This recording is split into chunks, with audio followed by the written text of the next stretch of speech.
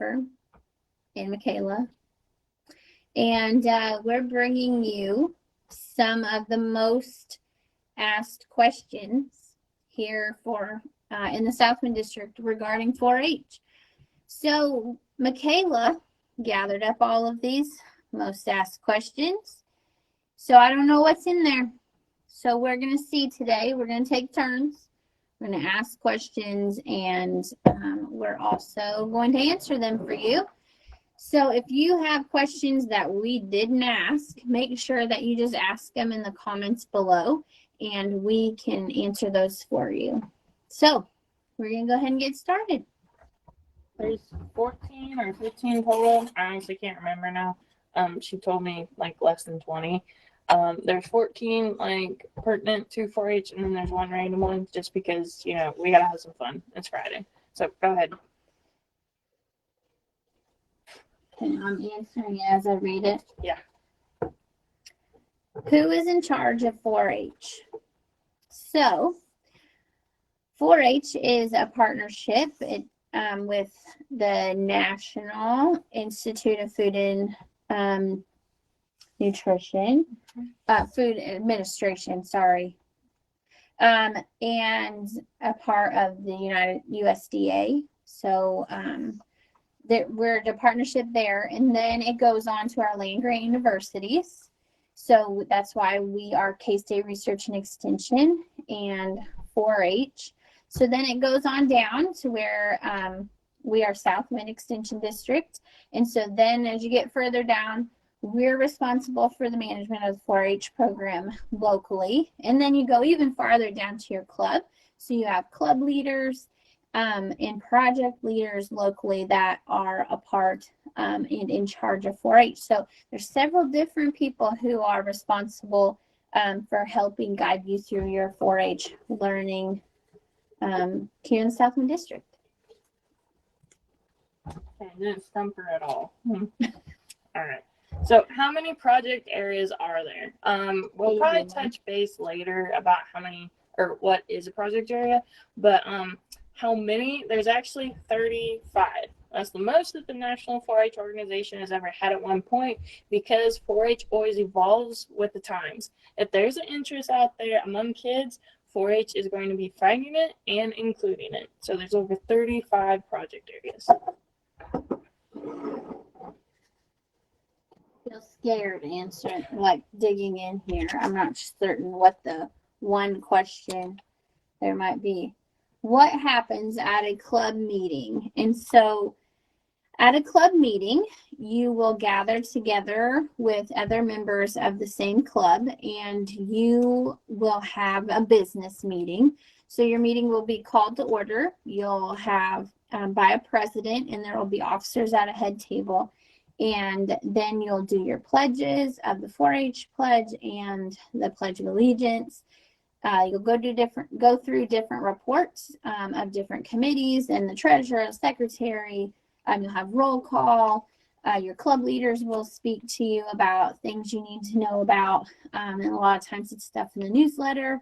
And then you'll just go through business that you'll do with the club. So maybe you guys are planning a community service, and you need to make some decisions as to when and what that might be and who's participating. So there's just all kinds of business you can talk about, maybe paying bills. Maybe your club meets at a location where you have to pay the utilities. So you'll have to approve to do some expenditures there. And then there's also a recess time where you can do recreation and different things like that. You also can do songs. It depends where you have that in the program as well, or the flow of the meeting. And then you'll have a program where you will have speaking from different kids in the club. So they'll have a project talk, a demonstration, an illustrated talk, just different presentations like that. And then you will have the best part of the meeting, maybe the best part, refreshments. So there's all kinds of good parts, but it's always fun to see what somebody brought for the meeting. But that is the gist of a meeting, all the little pieces. But it's a lot of fun to work together with your peers to make decisions and to hear them talk about their special projects. Thanks, Caroline, for the awesome comment.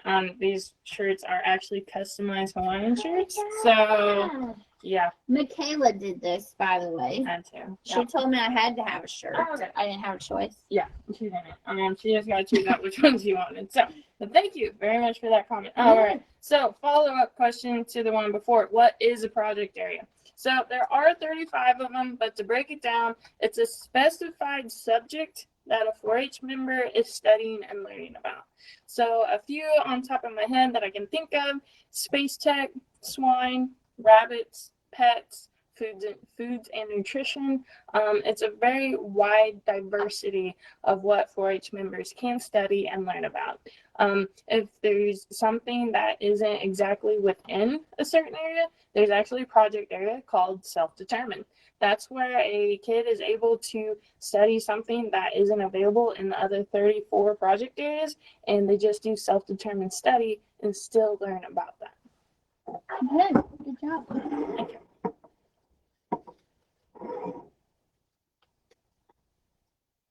Ooh, easy one. What counties do the Southwind District include? And so I'm going to go alphabetically.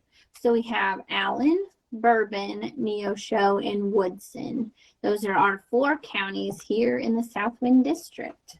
Oh, easy. Trying to say multiple. Where can I find information about Southwind 4-H? Okay, excellent question. So first off, we do have a Southwind Extension District website. That is southwind.ksu.edu with all of our program areas. If you want to know specifically more about 4-H, click on the 4-H Youth Development tab. Other places you can go is we do have our Facebook page, but also our YouTube channel as well. So if you have internet access but not on social media, we do have YouTube as well, or you just prefer perusing YouTube versus Facebook. What is 4-H? So 4-H is a youth development organization that you can do with the entire family. You meet on a monthly basis with your clubs and you work on the project areas that you've selected from our 35 different project areas, and you work on those throughout your 4-H year. You can do that with a project leader or even on your own. There's a lot of resources that we can connect you with, national curriculum and different things too. But it is an organization that you do as a family, so the entire family can go to the meeting. It's all ages, so 5 and 6 is their Cloverbud age by January 1, and then by January 1, 7 to 18 is also every age group can participate, so that's the great thing.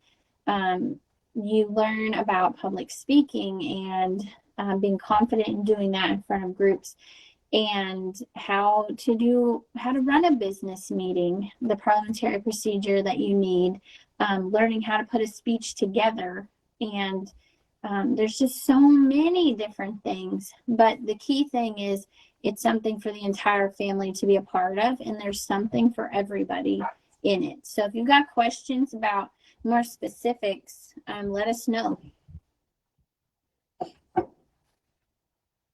Who are we?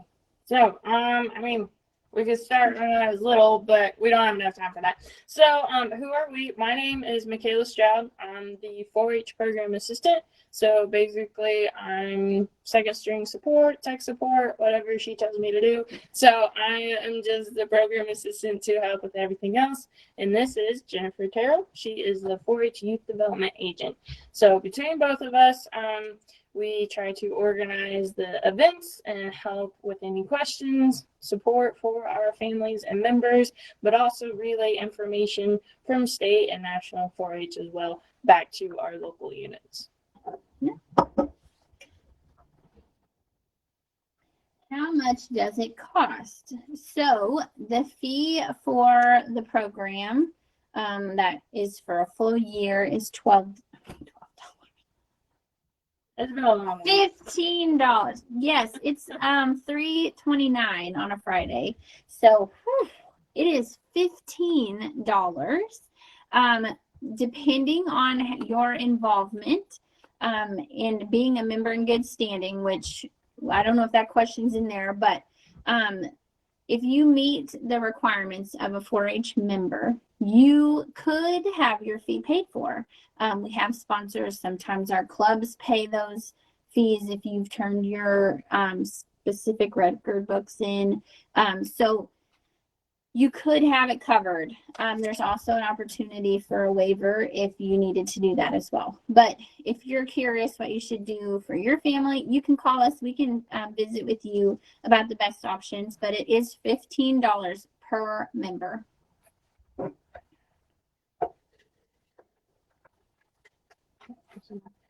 What does the 4-H's stand for? So, it's pretty important. So this is what the organization is based off of, but it's head, heart, hands, and health. Those are the 4 major areas that 4-H focuses on for youth development.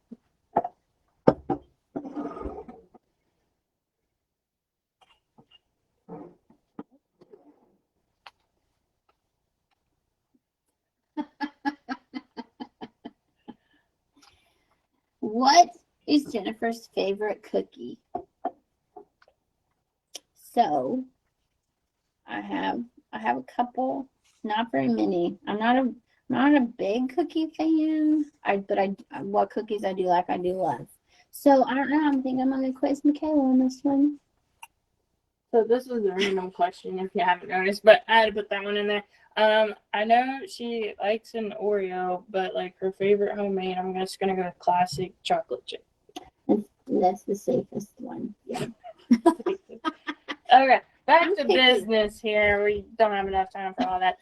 Are there enrollment deadlines? So, yes, there is. For the enrollment period between October 1st and December 1st, which is coming up really quick, that is for full active membership. So you are eligible to compete on all Southwind 4-H events. That includes 4-H Day, which is in February, and then also your local county fair. If you decide to enroll past December 1st, you won't have the full active membership available to you. So the December 1 deadline is super important. Yep.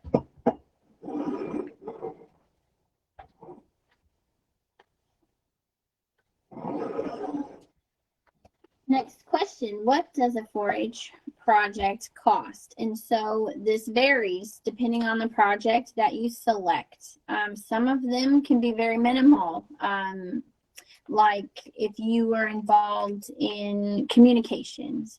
So that could be something that your speeches and things are either electronic, so you have PowerPoints, or you print them out for the judge at 4-H Day. So that could be a minimal expense with that. Now, if you're doing a steer, that could be where it's a little more costly. So it just depends on the project area that you're thinking of. And if you're new to this or curious, maybe you're not new and you're just curious about going into a project area and you want to know what you're getting into, we can give you estimates of what we think it would be based on all of the members that we've had, or hook you up with a project leader who can help guide you also. So we are here for you to help with that if you need us. All right. How often does a club meet? So for your local 4-H club meetings, they meet monthly, just once a month. So 12 a year, unless maybe you're doing like a special service project or something on top of that. But typically it is just once a month.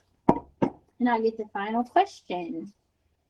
How old does a child have to be? So I know I've said it once and I didn't realize the question was there. But so if you have children or are watching this in your in the age range, 5 and 6 year olds can be clover buds, and they have to just be 5 and 6 by January 1st. There is no program fee for clover buds, so because you're not competitive anyway, you're just doing some learning and visiting the club and just finding out about 4-H in general. Then by January 1, 7 to 18-year-olds can be full-fledged 4-H members, and they pay the $15 fee, and you can participate in all the events as long as you fall into our special meeting deadlines or membership deadlines. And then you can be a member anytime and do camp and different fun things like that, but not competitive events. And so that is our basis there. So join 4-H, and if you've been a 4-H member before or alumni, if you'd share a video or share your experiences with 4-H and encourage others to join, just be careful and don't post things public unless you're prepared for what you might get in return. But we do appreciate you watching our video. And thank you again, Caroline, for the great compliment and comment on our video today too. So again, if you've got extra questions that we didn't cover or you want clarification on anything, just ask in the comments below and we will get your question answered. So have a great Friday and a happy Thanksgiving. And have a good weekend. But Till next time, we will see you later. Bye.